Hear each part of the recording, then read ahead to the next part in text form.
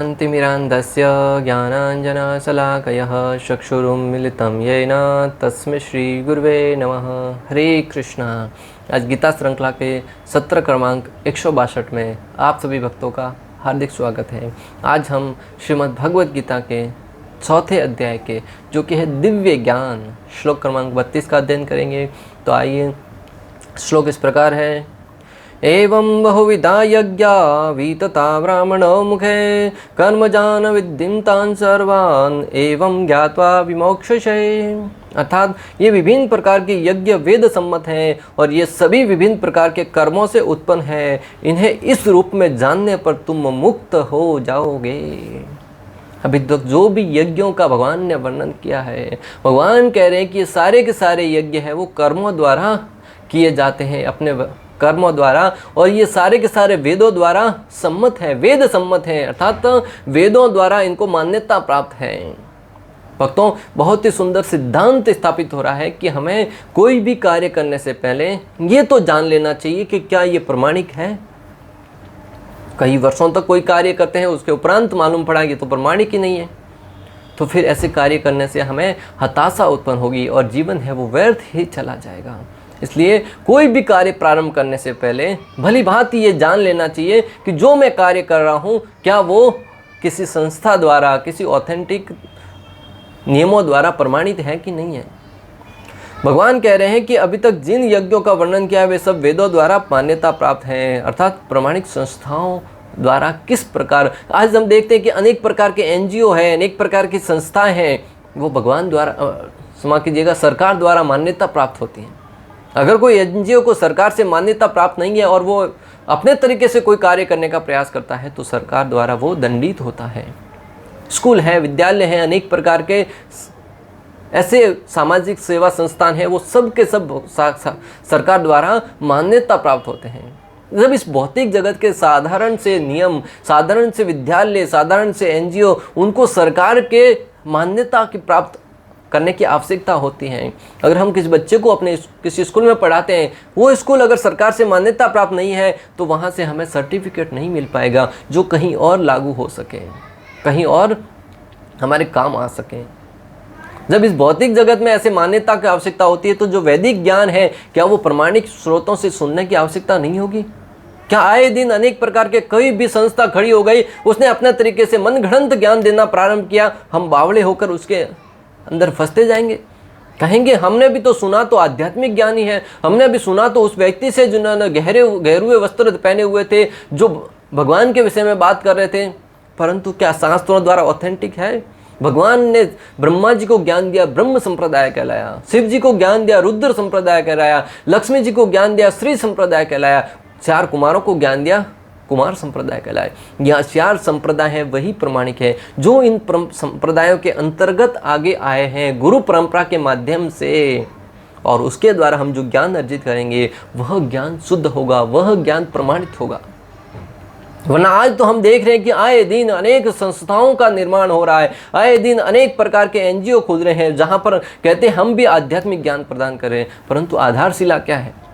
मेरे मन में ऐसा आया और मैंने लिख दिया, मेरे मन में ऐसा आया मैंने ये कह दिया, मेरे ऐसे विचार हैं। आपके विचार आपके घर वाले नहीं मानते, हम क्यों माने? हम तो मानेंगे शास्त्रों के निर्देश। वेद व्यास जी ने क्या लिखा है, भगवान श्री कृष्ण ने क्या कहा है, वेदों में क्या वर्णित है। जो हम आध्यात्मिक ज्ञान प्राप्त करते हैं वह भी वेदों द्वारा प्रमाणित होना चाहिए। जो हम आध्यात्मिक ज्ञान प्राप्त कर रहे हैं वह वेदों द्वारा प्रमाणित होना चाहिए। आज हम देख रहे हैं कि आए दिन अनेक प्रकार की संस्थाएं और संप्रदायों का निर्माण हो रहा है जहां पर मनगढ़ंत ज्ञान प्रदान किया जा रहा है, जिससे लोग भ्रमित हो रहे हैं।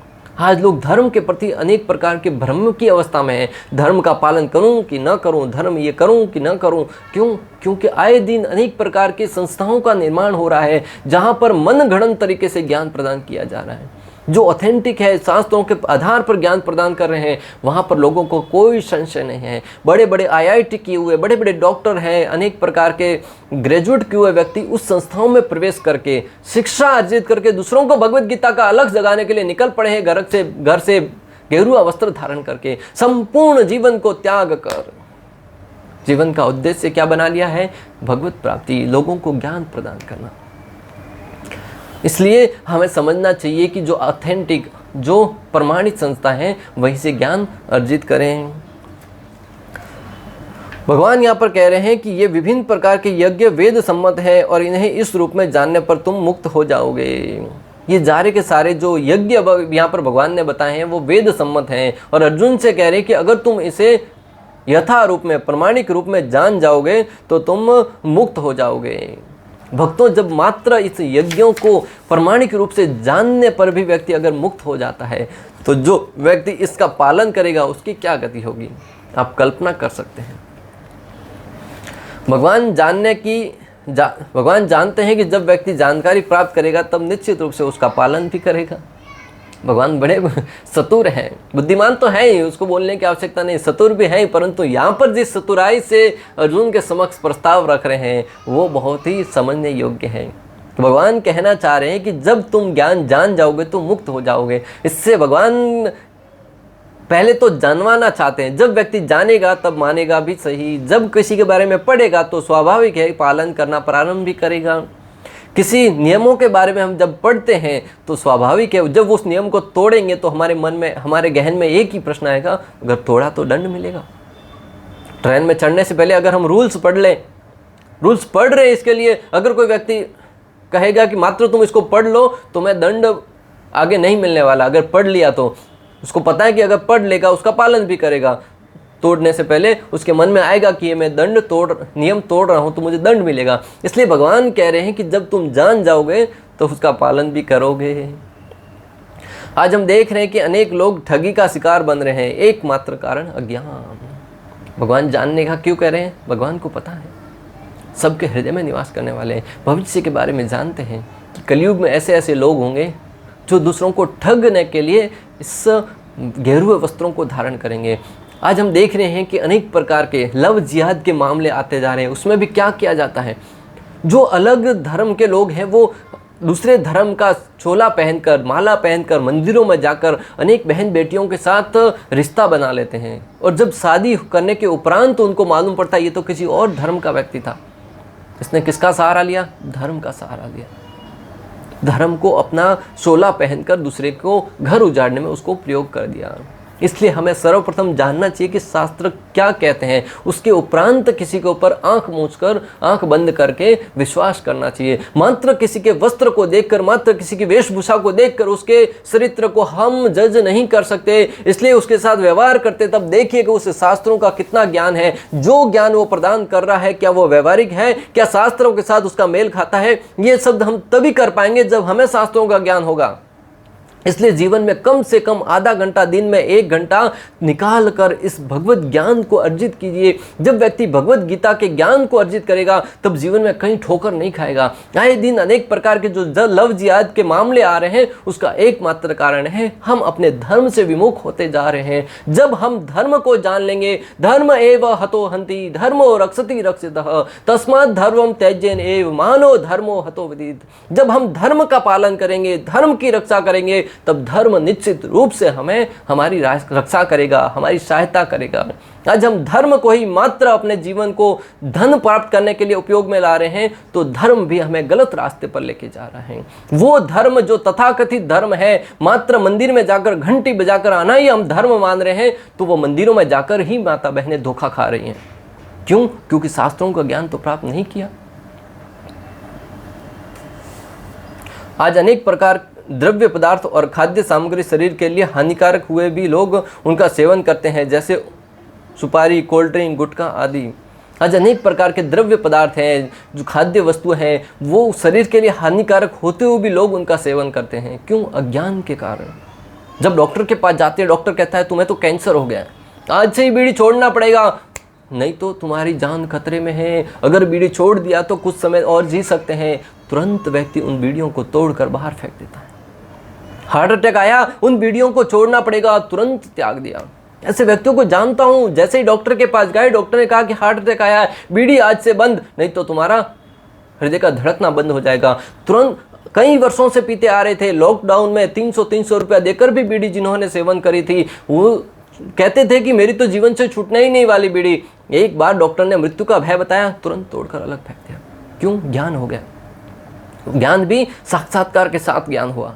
उस अवस्था में उसने तुरंत त्याग कर दिया। तो जब हम शास्त्रों से ज्ञान अर्जित करेंगे, जब हमें मालूम पड़ेगा कि क्या करने योग्य है, क्या नहीं करने योग्य है, क्या जीवन में पालन करना चाहिए, क्या नहीं करना चाहिए, उस अवस्था में हम निश्चित रूप से शास्त्रों के निर्देशन का पालन कर पाएंगे।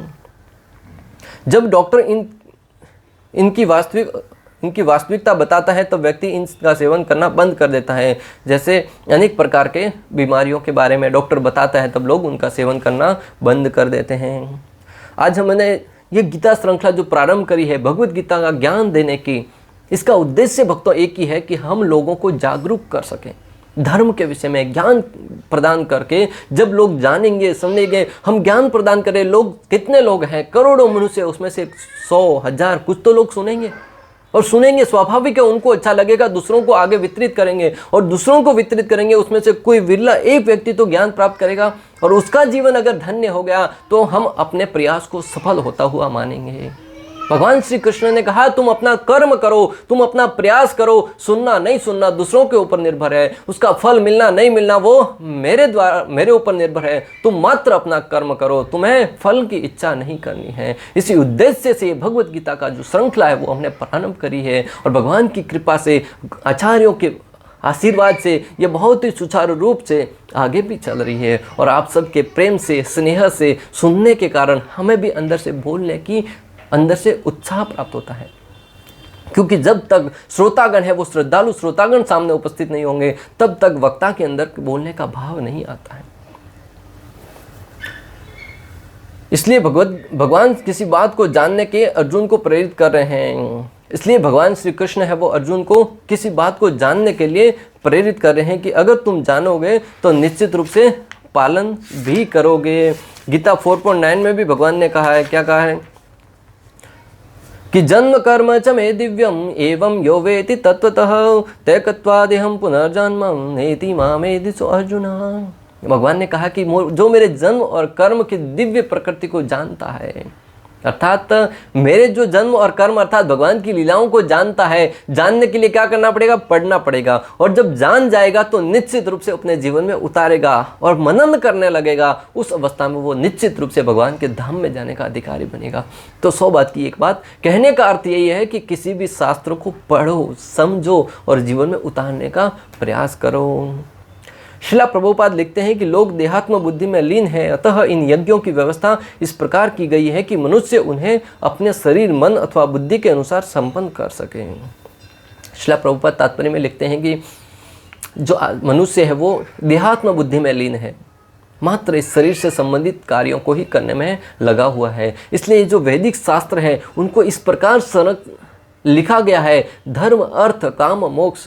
जब धर्म का पालन करेंगे तो अर्थ आएगा, अर्थ का सुचारू रूप से धर्म का पालन करते हुए उसका उपयोग करेंगे तो जीवन में जो काम है वो हमारा संपन्न होगा, अनेक प्रकार की क्रियाएं संपन्न होगी। और ये सब अगर हम वैदिक सभ्यता के अनुसार कार्य करते हुए प्रतीत होंगे तो अंत में मोक्ष मिलना भी निश्चित है।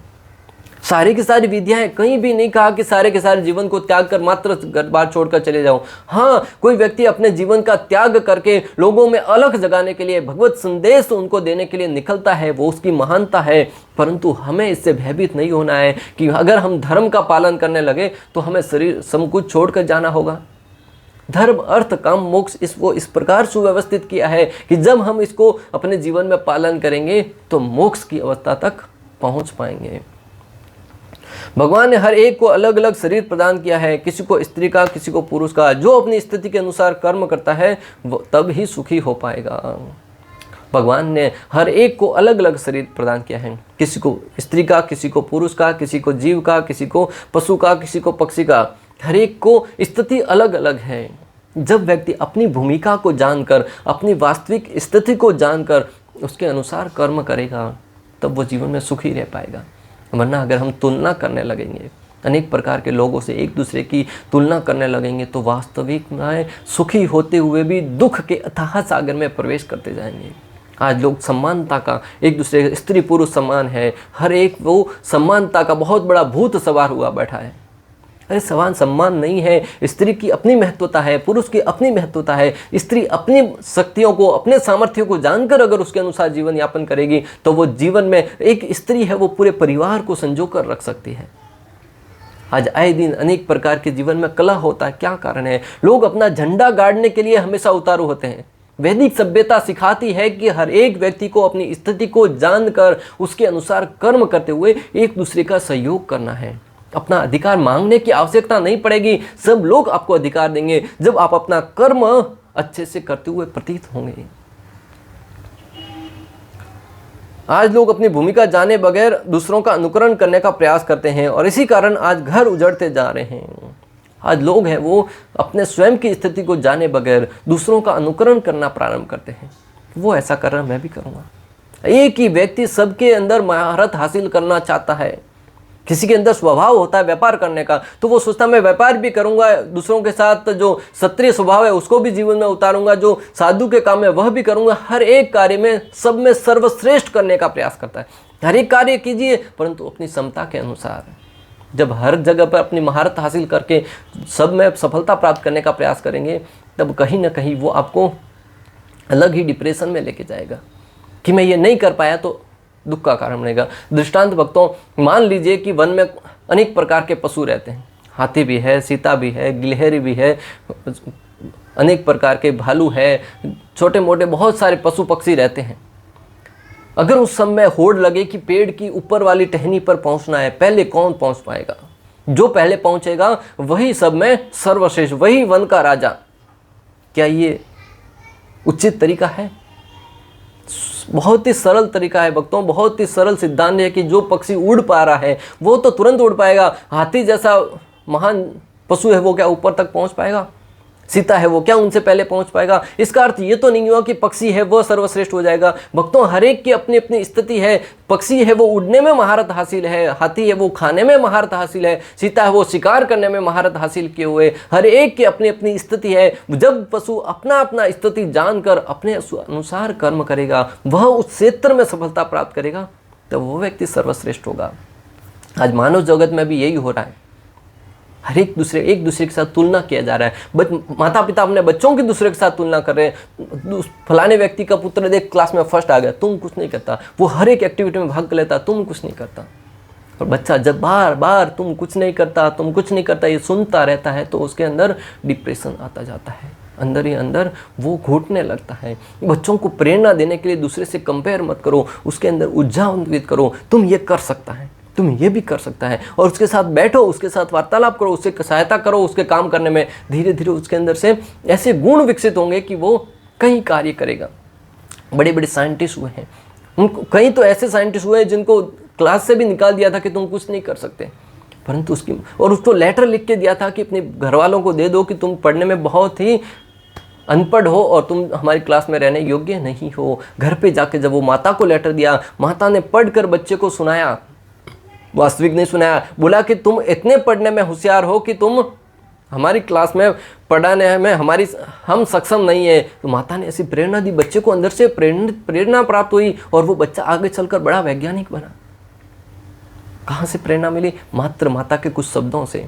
तो अगर अपने बच्चों को कुछ बनाना चाहते हैं तो उन्हें प्रेरणा प्रदान करो, उन्हें हतोत्साहित मत करो। भगवान को हर एक व्यक्ति सम्मान रूप से प्रिय है। भगवान श्री कृष्ण है, उनको हर एक व्यक्ति सम्मान रूप से प्रिय है। भगवान श्री कृष्ण कहते भी हैं 9.29 में, सम्मो अहम सर्वभूतेषु न मे द्वेष्यो अस्ति न प्रियः। हर एक जीव है वो मुझे सम्मान रूप से प्रिय है। मैं न तो किसी से द्वेष करता हूँ, न किसी से ईर्ष्या करता हूँ और न किसी से अधिक प्रेम करता हूँ। परंतु अगर कोई व्यक्ति विशेष रूप से मेरी पूजा करता है, मेरी श्रद्धापूर्वक भक्ति करता है, तो मैं भी उसके साथ वैसा ही आदान प्रदान करता हूँ। परंतु भगवान द्वेष किसी के साथ नहीं करते। प्रभुपाद लिखते हैं कि ढोंगी साधु, भ्रष्ट अधिकारी, बेईमान व्यापारी से वह व्यक्ति श्रेष्ठ है जो अपना कर्तव्य पालन करते हुए रोड पर झाड़ू मारता है। श्री प्रभुपाद कहते हैं कि जो भ्रष्ट अधिकारी है, बेईमान व्यापारी है और ढोंगी साधु है, उनसे श्रेष्ठ तो वह व्यक्ति है जो अपना कर्तव्य पालन करते हुए रोड पर झाड़ू मार रहा होता है, क्योंकि वो अपना स्थिति को जानकर अपने स्थिति के अनुसार अपना कर्म करने में लगा है। आज लोग तथाकथित स्वतंत्रता के लिए शास्त्रों के निर्देशन का पालन नहीं करते। आज हम देख रहे हैं कि लोग तथाकथित स्वतंत्रता के लिए कि शास्त्र हैं वो तो हमें बंधन में रखते हैं, अनेक प्रकार के स्वतंत्रता प्राप्त करने के लिए शास्त्रों का अध्ययन नहीं करते, धर्म का पालन नहीं करते, परंतु वो कहीं ना कहीं माया के द्वारा बंधे रहते हैं, दूसरों के गुलाम बनते जा रहे हैं। स्वतंत्रता का अर्थ ये नहीं कि आप किसी और को पीड़ा पहुंचाए, शारीरिक या मानसिक। स्वतंत्रता का अर्थ ये कतई नहीं है भक्तों कि हम किसी और को पीड़ा पहुंचाकर अपने इंद्रियों को भोग करें। आज आप देखिए ना, अनेक प्रकार के जीवों के ऊपर अत्याचार किए जा रहे, मासूमों को मौत के मुंह में घाट उतारा जा रहा है और उनसे अपने इंद्रियों को भोग करने के लिए, इसे स्वतंत्रता कहते हैं। जब सरकार कुछ नियम लाती है कि आप किसी पशुओं का वध नहीं करेंगे, तो कहते ही तो है तो हमारी स्वतंत्रता पर हमला है। क्यों तुम उन पशुओं को मारते हो तब उनकी स्वतंत्रता पर कोई हमला नहीं होता। स्वयं के इंद्रिय भोग की बात आती है तब तुरंत आवाज उठाकर खड़े हो जाते हैं, और जब दूसरे मासूम पशुओं के ऊपर अत्याचार होता है तब किसी को मालूम नहीं पड़ता, तब कोई व्यक्ति नहीं देखना चाहता कि उनकी स्वतंत्रता का क्या, उनके अंदर भी जीव है, उनके अंदर भी प्राण है। आज के बुद्धिजीवी माता पिता ही अपने बच्चों की स्वतंत्रता को छीनते हैं, जो स्वतंत्रता की बड़ी बड़ी डींगे मारते हैं। आज के जो बुद्धिजीवी माता पिता है वही अपने बच्चों की स्वतंत्रता को छीनते हैं, जो स्वतंत्रता की बड़ी बड़ी डींगे मारते हैं। बच्चे को बचपन से ही कह दिया जाता है, जैसे जन्म हुआ है मेरा बच्चा तो डॉक्टर बनेगा। अरे अभी जन्म लिया है, थोड़ी सांस लेने दो बेचारे को, अपनी ज़िंदगी के बारे में मालूम करने दो, उसको क्या बनना है, उसकी क्या स्थिति है, उसके अनुसार उसको पलने दो। नहीं, जैसे जन्म हुआ माता कहती है इंजीनियर बनेगा, पिता कहते हैं डॉक्टर बनेगा। बच्चों को क्या बनना था किसी ने नहीं पूछा। बच्चा है वो दुख के अथाह सागर में धकेले खाने लगता है कि मुझे क्या बनना था, मुझे तो किसी ने पूछा ही नहीं। मुझे मात्र माता पिता ने अपनी आवश्यकता के अनुसार अपनी इच्छाओं का बलि का बकरा बना दिया। और बच्चा जो स्वभाव में है नहीं वो करने के लिए करते करते गधे की माते मेहनत करते करते करते करते एक दिन आत्महत्या करने की स्थिति तक पहुंच जाता है। इसलिए बच्चों को जो उसके अंदर गुण है उसको विकसित करो, और उसे जैसा बनना है वैसा बनने के लिए उसको स्वयं को, अपने आप को तैयार होने दीजिए भक्तों। देह से मुक्त होने के लिए ही इन सब यज्ञों का विधान है। इन सारे यज्ञों का विधान क्यों किया गया है? ताकि हम इस भौतिक देह से निकलकर भगवान के धाम में जा सकें, इसलिए इन सारे यज्ञों का विधान है। भगवान यहाँ पर साफ कह रहे हैं कि यज्ञों का प्रयोजन भौतिक वस्तु प्राप्त करना नहीं है। भगवान यहाँ पर क्लियर सिद्धांत बता रहे हैं कि भौतिक वस्तुओं प्राप्त करना इस यज्ञों का उद्देश्य नहीं है। लोग तीर्थ स्थान पर जाते हैं तब वहाँ पर पत्थर के अनेक प्रकार के घर बनाते हैं, सोचते हैं कि हम यज्ञ करेंगे, यह करेंगे, परंतु यज्ञों का अगर उद्देश्य हमें धन प्राप्त करना है, भौतिक वस्तुएं प्राप्त करना है, तो वो यज्ञ, वास्तविक यज्ञ आपको फल प्रदान नहीं कर रहा है। यज्ञ का उद्देश्य होना चाहिए भगवान श्री कृष्ण को प्रसन्न करना, भगवान श्री कृष्ण की प्रसन्नता के लिए कार्य करना। इस प्रकार श्लोक क्रमांक 32 का भक्ति वेदांत तात्पर्य पूर्ण हुआ। अंत तक हमारे साथ बने रहने के लिए आप सभी का हृदयपूर्वक प्रेम पूर्वक बहुत बहुत धन्यवाद। श्रील प्रभुपाद की जय, श्री श्री राधा गोपीनाथ भगवान की जय, श्रीमद् भगवद गीता की जय। हरे कृष्णा कृष्ण कृष्ण हरे हरे, हरे राम हरे